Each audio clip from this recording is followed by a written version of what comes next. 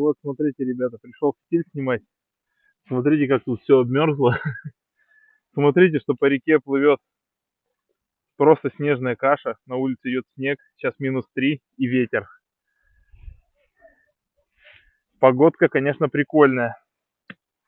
Сейчас придется каким-то образом вот так вот все разломать. Но это здесь, ближе к центру реки, где течение, значит, есть.